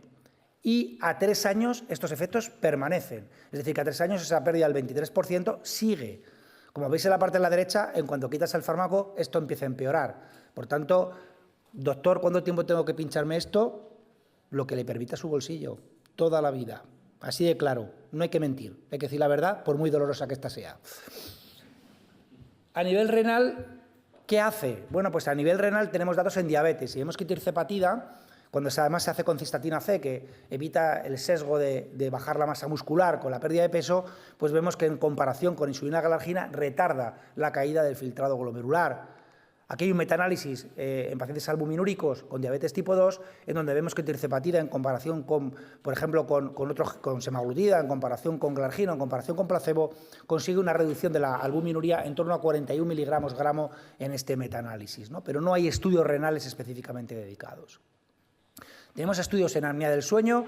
Este es un estudio en pacientes que no toleraban CPAP. Pensaos y fijaros la barbaridad, cómo baja un 55% el índice de apneas y hipopneas, con una pérdida del peso del 18% y con un perfil de seguridad pues, similar al de otro GLP-1, a la propia tirzepatida en otros estudios. Y en pacientes que ya están con CPAP, lo mismo, una reducción del 62,8% en el índice de apneas y hipopneas con una reducción de peso del 20%.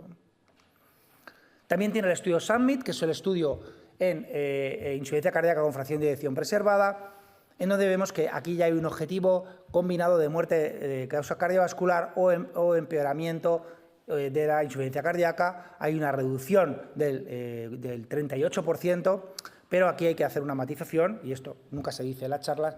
Aquí hubo un desbalance en contra de tirzepatida, hubo más muertes cardiovasculares numéricamente, no significativa, pero un 50% más. Yo creo que esto tiene que aclararse en los estudios de seguridad cardiovascular, porque digamos que me llama un pelín la atención, ¿no? Pero, porque en el caso de semaglutida vale el lado contrario. Pero bueno, simplemente esta apreciación.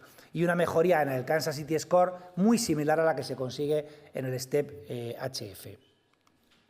El SYNERGY-NASH es un estudio pequeño en pacientes con MASH, con tirzepatida, y vemos que las 3 dosis de tirzepatida consiguen el objetivo primario, que es la resolución del MASH sin empeoramiento de la fibrosis con significación estadística, pero repito, esto es un fase 2 con, digamos, casi de prueba de concepto que tendrá que ser ampliado.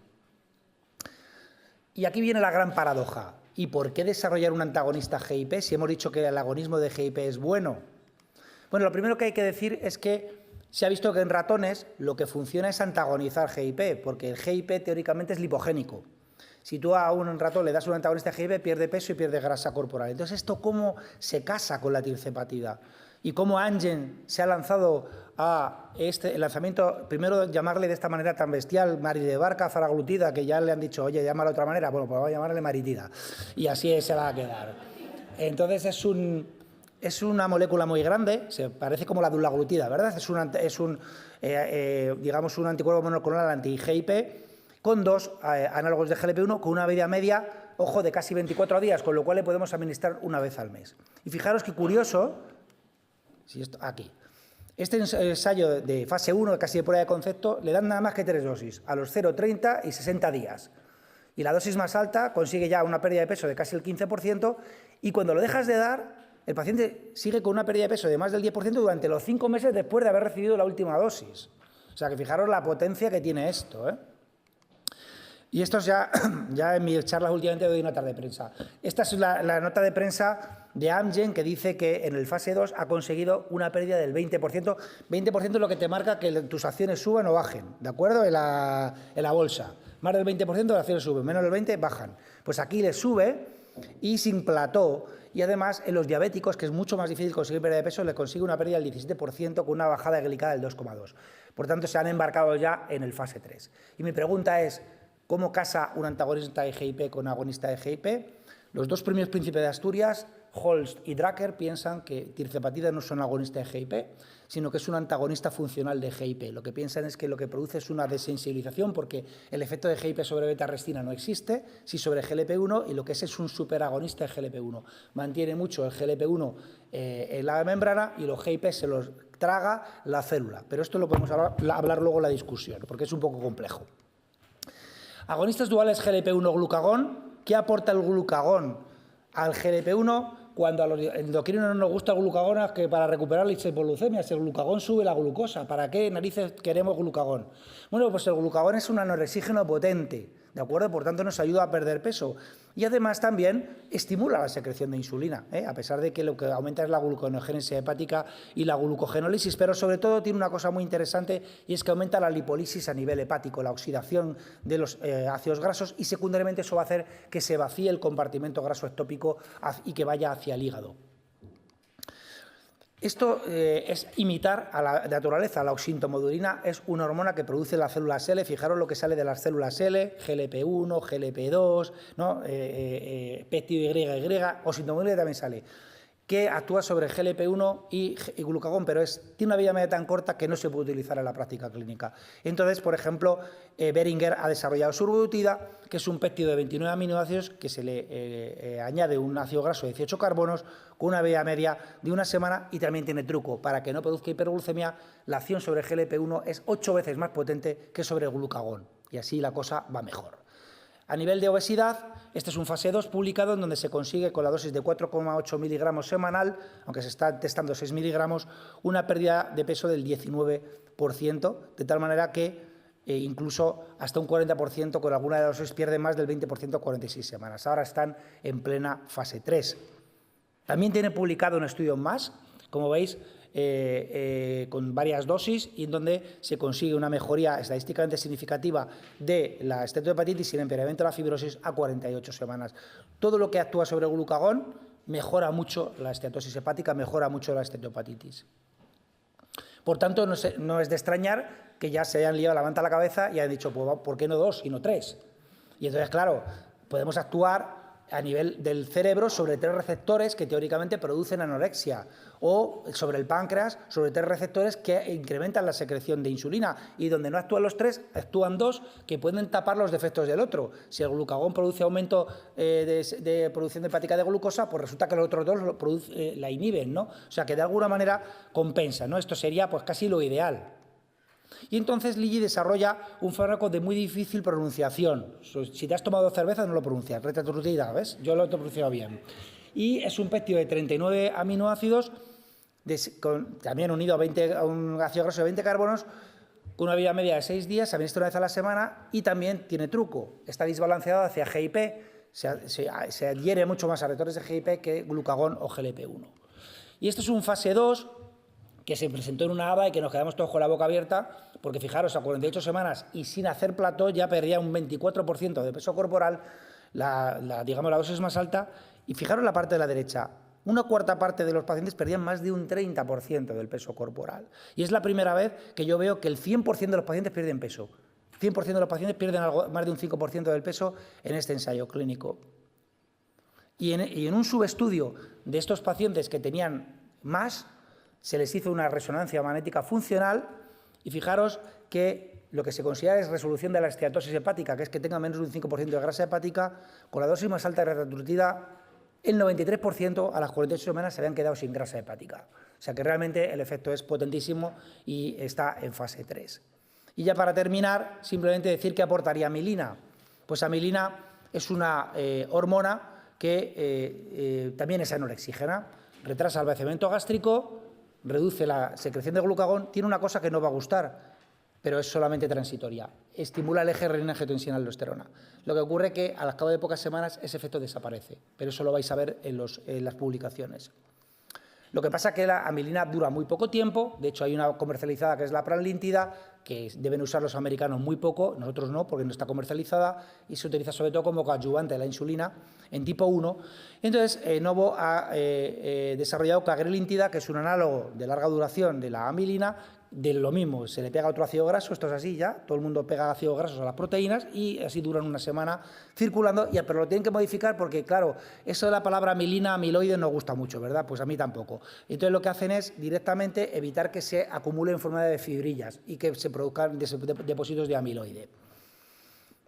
Este es un fase 1B, muy pequeñito, pero veis que a 20 semanas y cayendo verticalmente ya habían perdido el 17% del peso. Se comparaba contra semaglutida, que había perdido el 9,8%. La dosis es exactamente la misma, 2,4 miligramos de cagrelintida con 2,4 de sema.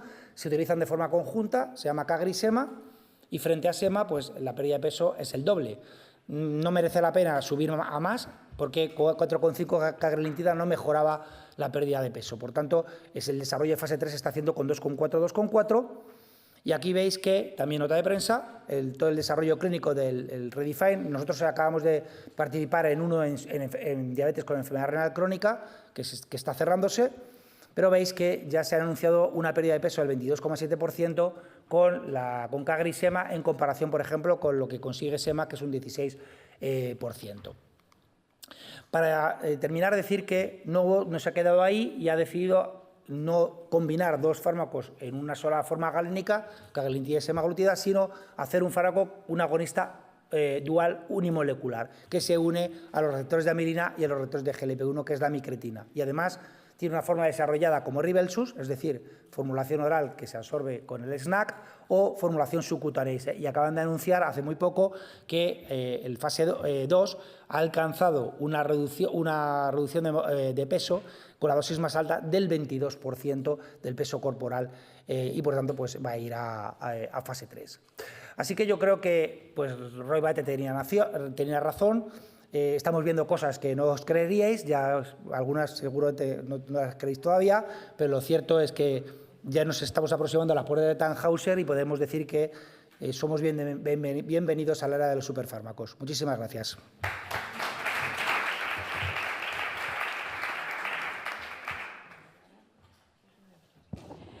Muchas gracias por las excelentes presentaciones de esta tarde, el último turno. Abrimos el turno de preguntas. Pues ahí tenemos cuando quiera, Segundino. Bueno, buenas tardes. Felicitaciones a los ponentes.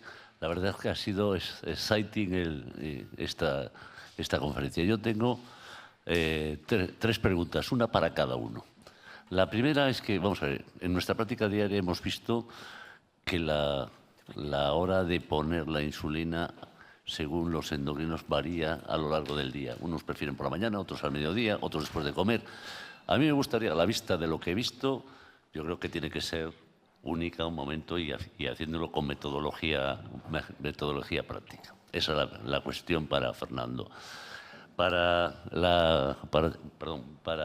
Cristina, yo creo que, mira, es que has tocado un tema que llevo 20 años metido en él y entonces a mí me llama la atención que se siga hablando de sarcopenia cuando la dinapenia es mucho más importante que la sarcopenia. La dinapenia se nos pasa por delante y no se detecta. Y me llama la atención de que sigamos usando el IMC cuando a día de hoy sabemos que el IMC lo conforman 3 compartimentos, que es el agua, la grasa y el músculo. Con lo cual, cuando me dicen que tengo 37 de IMC, no sé si es agua, masa, músculo. Entonces, me gustaría que nos aclararas por qué no se utiliza el porcentaje de grasa, que es lo que marca la Sociedad Internacional de Obesidad.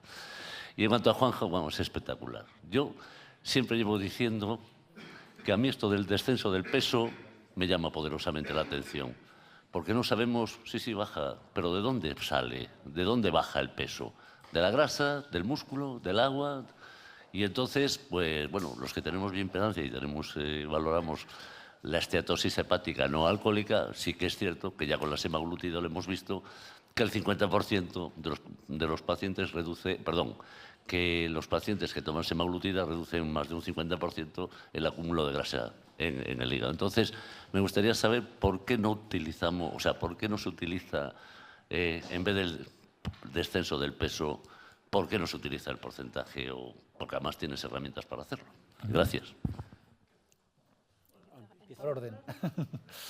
Vale, pues respecto al horario de insulina, diferenciaría insulinas basales o de larga duración.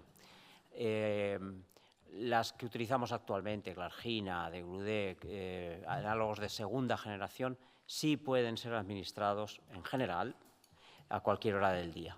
Y ese sí que es... La insulina rápida es lo que es crítico en el momento de la inyección. La insulina rápida respecto al comienzo de la comida es clave. En general, las que llamamos insulina rápida son muy poco rápidas. Ahora hay análogos de tercera generación que se llaman ultra rápidas. Yo intento no utilizar el ultra rápidas porque siguen siendo bastante lentas para lo que necesitaríamos.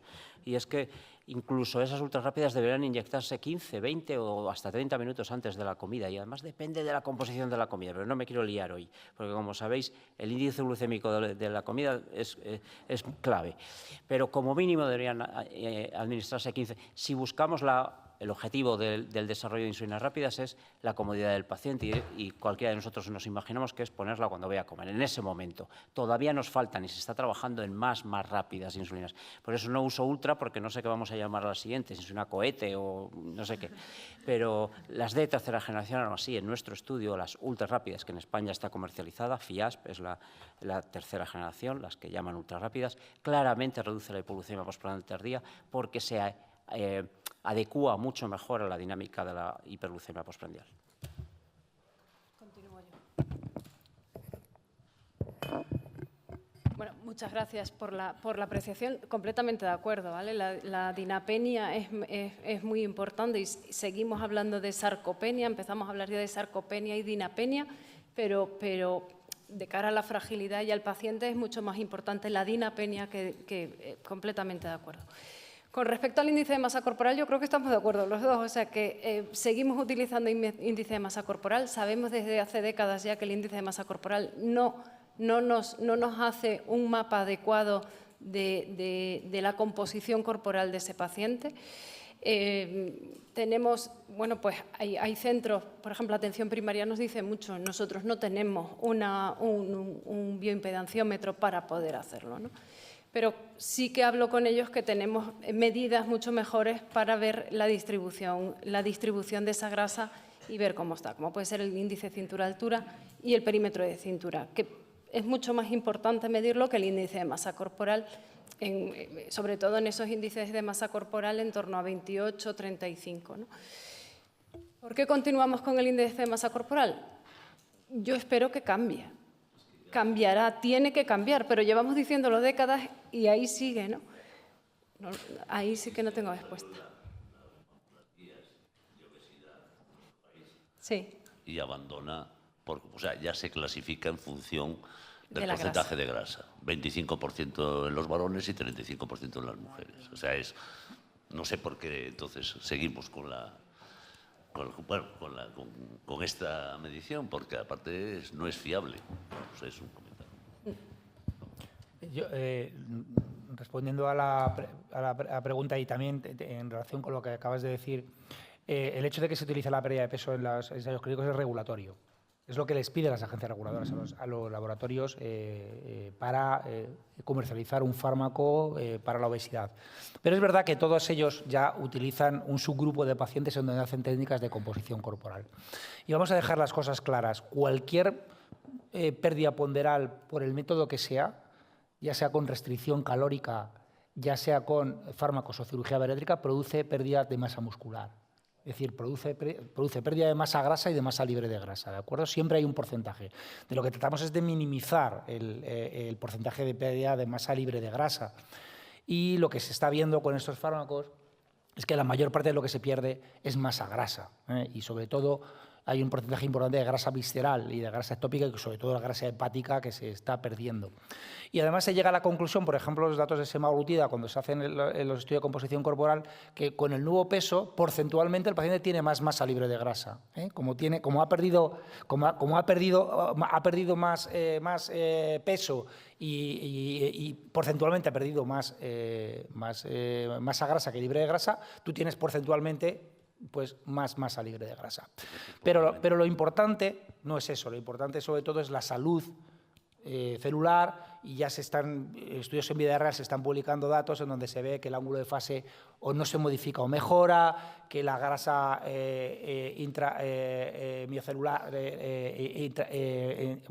intramuscular se reduce, que la dinamometría mejora. Es decir, que hay datos que demuestran que estos fármacos no solamente no tienen un efecto deleterio y que inducen la sarcopenia, sino que probablemente pues, tienen un efecto favorable sobre la salud muscular de los pacientes. Lo que pasa es que en estos pacientes lo que aumenta es el agua. ¿Perdón? Que lo que aumenta, el compartimento que aumenta por disminución de la grasa y parcialmente del músculo es que aumenta el agua. Lo que nos debería importar es si ese músculo funciona mejor o funciona peor. Eso es lo más importante. De nada te vale que el músculo mejore si ese músculo está enfermo, ¿no? Si el músculo está mejor, y en los estudios del Kansas City Score influye mucho la movilidad, etcétera, mejoran. Claramente mejoran los pacientes. Muy rápido, dos preguntas muy rápidas. Juanjo, la mesa me ha encantado. Y, Juanjo, algunos estudios como el estudio Flow han incluido pacientes alrededor de un 25-30% con IMC entre 27 y 30. Mi primera pregunta es, ¿qué pasa con estos pacientes? ¿Qué hacemos en un futuro? Porque seguro que hay más estudios con esto. Y la segunda pregunta es un poco en relación a la sarcopenia, ¿no?, que se está hablando. Cuando se dan en los GLP-1, pues puede haber cierto grado de sarcopenia. ¿Qué indicaciones hay que dar al paciente? Hay que decirle, señores, esto va a mejorar su salud, como está diciendo, pero es que si pierde algo de sarcopenia o no pierde algo de sarcopenia, es que tiene que acompañarse de ejercicio físico, yo qué sé. Por ejemplo, recuerdo que hace muchos años que era residente, se llamaba Indinavir. Indinavir los residentes lo conocen porque los libros de historia de la medicina decían que en el año 89, 90, pues curaba el SIDA. porque produce litiasis y había que acompañarlo con 3 litros de agua. Señores, curaba una enfermedad y la gente se moría. Entonces, aquí estamos dando un fármaco y quizá podemos decir sarcopenia, que tenemos que decir al paciente cuando demos el GLP-1, es decir, IMC de 27 a 30 y segundo, qué indicaciones o qué decimos al paciente para evitar, en cierto modo, la posible sarcopenia. El hecho de que nosotros no prescribamos estos fármacos en 27 y 30 no es clínico ni científico, es digamos, administrativo de no financiación. Ahora, se lo podemos prescribir si se lo paga el paciente, lo cual es una injusticia, pero es así. Es decir, realmente yo si tuviera una enfermedad renal crónica con diabetes, si tuviera un índice de masa corporal 28, me querría poner un fármaco con el cual me voy a morir más tarde. Y ahí no voy a entrar en diálisis, ¿no? Yo, desde luego. Incluso a lo mejor hasta que el Ministerio, si es que lo hace alguna vez, se dé cuenta de que la diálisis es mucho más cara que poner un fármaco como este, pues a lo mejor ofrecerse al paciente y decir, mire, y algunos pacientes entran por ahí y se lo pagan, eso es así, o sea, tal, pero evidentemente lo ideal es que estuviera financiado. No hay ningún criterio clínico o científico que diga que a partir de cierto IMC esto no funciona. Funciona en todos. ¿De acuerdo? O sea, funcionan todos. Y el SELED era IMC a partir de 27. Y el IMC no era un punto de corte para decir, en su grupo, este subgrupo no va a mejorar y este subgrupo va a mejorar, o sea, se va a reducir el riesgo cardiovascular. Y en cuanto al tema de la sarcopenia, estoy totalmente de acuerdo. Yo creo que no está nada claro que estos fármacos produzcan sarcopenia. O sea, es una preocupación que hay en la comunidad científica sobre que es excesiva pérdida de peso, pero yo no conozco ningún ensayo clínico que diga estos fármacos producen sarcopenia, porque lo hemos hecho y produce. No. Lo que sí que es verdad, hay que tomar medidas preventivas en aquel sujeto que te tarda un minuto en entrar a la consulta desde que le das al botón, ¿no? Que es el factor más importante de sarcopenia. Yo ya no tengo que hacer ningún tipo de test. Sé que de repente llamo a uno y ¿dónde está? Y dice, no, que todavía se está levantando. Pues claro, tienes que hacerle ejercicio. Yo ya ese no le recomiendo ejercicio aeróbico, directamente le recomiendo ejercicio de fuerza y le recomiendo que se coma el segundo plato de proteínas antes que el primero. Ya sé que las proteínas a vosotros os gustan de vez en cuando, pero os gusta cada vez más, ¿no? Pero vamos, hace poco gustaban poco, pero ahora sí que os gustan. Pues sí, pues... Bueno, excelente mesa. Me congratulo de haber estado aquí para oíros a los tres. Una pregunta para Fernando por ignorancia personal. ¿Cuál es el coste de los sistemas de monitorización? Ya sé que me vas a decir que lo que van a ahorrar es mucho más importante que lo que es el coste. ¿Tienes datos del coste? Bueno, es una pregunta muy interesante. Son dispositivos, depende del país, vamos a hablar de España exclusivamente. En España hoy por hoy, InPen y NovoPen, bueno, miento, los puedes comprar, están a la venta. Tú entras en Amazon y puedes comprar un dispositivo, pero en sanidad, digamos, son entregados por la compañía. En el caso de NovoPen, Novo los distribuye en un número limitado, pero está ahí accesible, lo podéis pedir al delegado de vuestra área. En el caso de InPen, casi todo va a través de compra del hospital y por tanto no sabría ni decirte cuál es el precio en España, porque todos los... Entonces, la cuestión de InPen es que solamente es compatible para conexión con el sistema de monitorización de Medtronic. InPen es un dispositivo de Medtronic y solo se conecta con el sensor de Medtronic y por tanto lo caro realmente es el sensor. Y solo los pacientes que tienen cobertura para ese sensor en tiempo real, que no es mayoritaria, puedes conseguir el InPen y conectarlo. Y Insulclock. Insulclock está haciendo más o menos lo mismo. En su día hicieron un precio por dispositivo, después un precio por servicio, es decir, te dan el dispositivo, si te rompe, o si hacen un upgrading y cambia el dispositivo, te lo cambian, mensual. Actualmente casi todos los Insulclock están llegando a acuerdos también locales, hospital por hospital, y en alguna comunidad autónoma o en Ceuta, en Melilla, han conseguido incluso. En mi hospital, por ejemplo, disponemos de ello por compra a través. ¿Y cuál es el precio? El que acuerda el hospital, como cualquier otro servicio. Eso es la realidad española.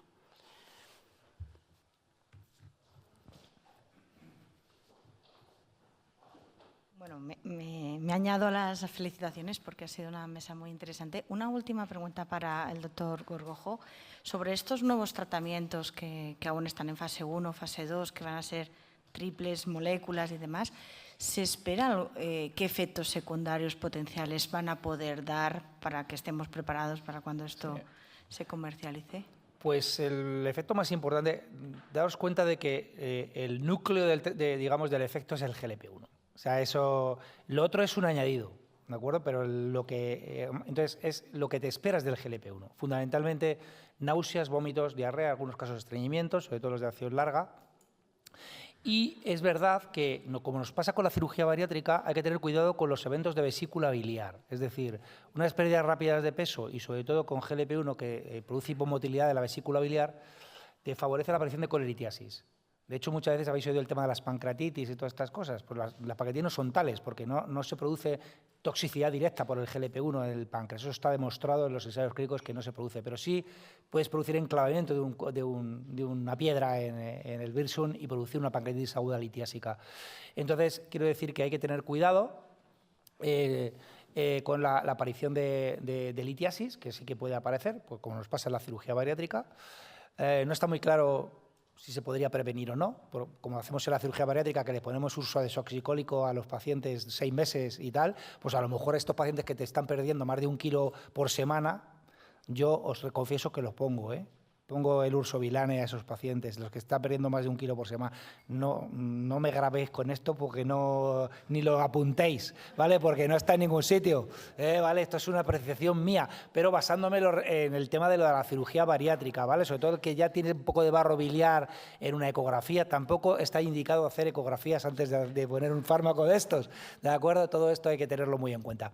Y respecto a otros efectos adversos, pues realmente en algunos casos con pérdidas tan tremendas de peso se ha visto que se produce un aumento de la sensibilidad cutánea, ¿vale?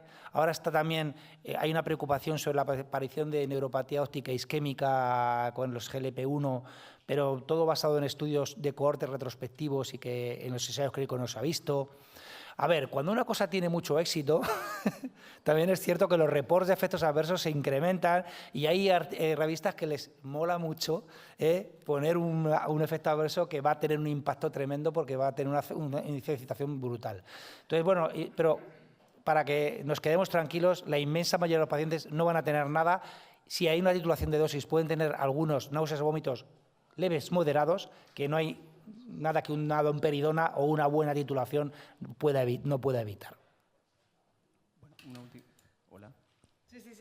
Hola. Bueno, sumarme a las felicitaciones, la verdad que una mesa imperdible. Preguntarte, hablaste de tirsepatide, de un estudio... ¿A mí? Sí, a vos, Juan José. Un estudio mecanístico que está ongoing. ¿Algo que nos pueda adelantar respecto al...? No, porque no está ni publicado ni nada, no te puedo decir nada. Es un mode of action, a lo mejor José Luis sabe algo. Estará dentro seguro, como en todo.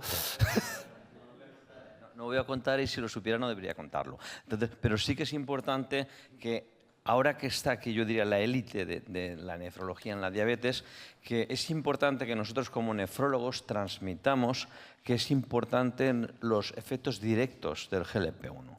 Entonces, hemos pensado todos, dice, un fármaco que baja la glucemia sin hipoglucemia, es que te quita unos cuantos kilos de peso, baja un poquito la presión arterial, te deja una glicada fantástica, ya está la nefroprotección. Entonces, todos conocemos que los estudios de mediación muestran que esos efectos indirectos no son más del 40-50% y que hay efectos directos que en animales de experimentación se han mostrado y que estamos deseando el primer estudio mecanístico, que es el estudio REMODEL, que Pepa Soler ha participado y nosotros también hemos participado, y que se manda los resultados en la ASN del noviembre de este año y se publicarán en el mismo día que se publiquen. Estamos deseando porque es un estudio de resonancia magnética, biopsia renal y biomarcadores que probablemente de una forma contundente pueda demostrar efecto directo de los GLP-1 en el riñón. Y si sale con semaglutide, estamos hablando de todos los GLP-1, estoy convencido. Por lo tanto, que estamos con una herramienta tremendamente importante para la progresión y entre la primera mesa de esa tarde de inflamación de SGLT2, etcétera,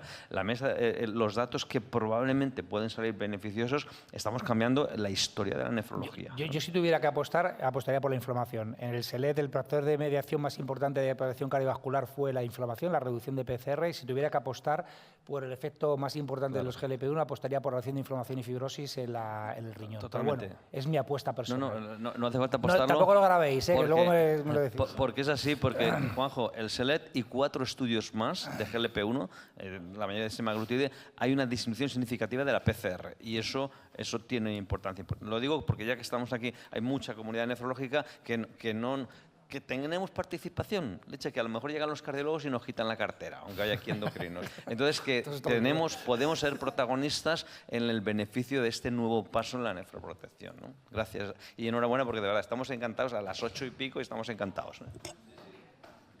Gracias. Finalizamos aquí. Muchas gracias a todos y gracias a los ponentes.